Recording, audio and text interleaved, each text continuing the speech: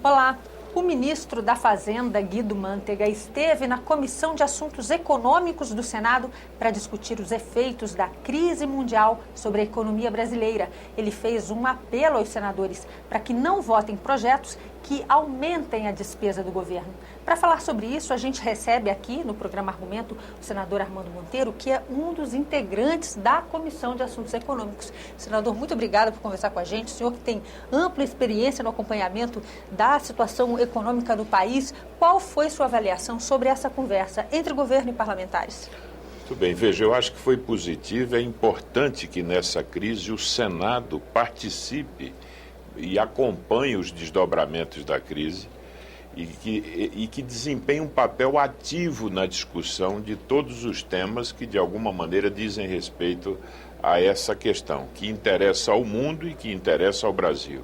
Eu acho que foi uma oportunidade de um debate franco e acho que foi um debate produtivo. O ministro Mantega pôde trazer a sua visão, que em muitos pontos eu diria que é coincidente com a opinião média da nossa comissão, ou seja, de que o Brasil hoje dispõe de condições, eu diria que condições muito sólidas para poder fazer uma travessia nessa crise bem-sucedida, mas o Brasil não é uma ilha e, portanto, o Brasil não está imune àquilo que pode acontecer, ou seja, e por isso mesmo nós devemos nos voltar para uma agenda, para um dever de casa que nós precisamos fazer. Então é preciso ter cuidado com a questão fiscal.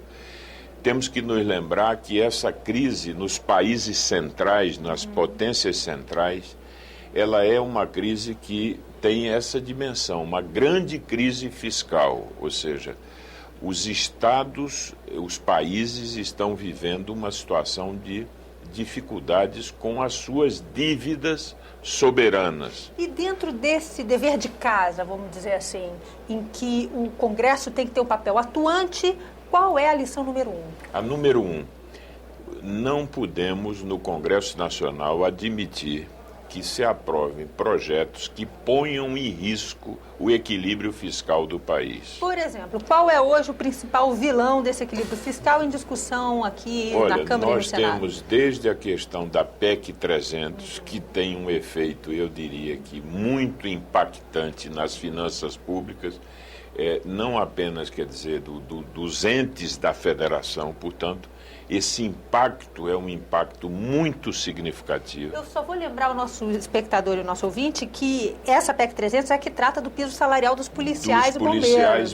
Dos policiais no Brasil. Embora admitindo que o Brasil deva, criar as condições para que todos aqueles que atuam na área de segurança possam ter uma remuneração compatível e, na medida do possível, estabelecer pisos de remuneração que assegurem condições não tão díspares como hoje nós temos aí, lamentavelmente, constatado no país, mas isso não pode se fazer da noite para o dia, e muito menos fazer nesse momento em que o mundo está vivendo uma crise e que o Brasil precisa ter uma posição de cautela diante da crise. Ou seja, não criar despesas que possam produzir desequilíbrios.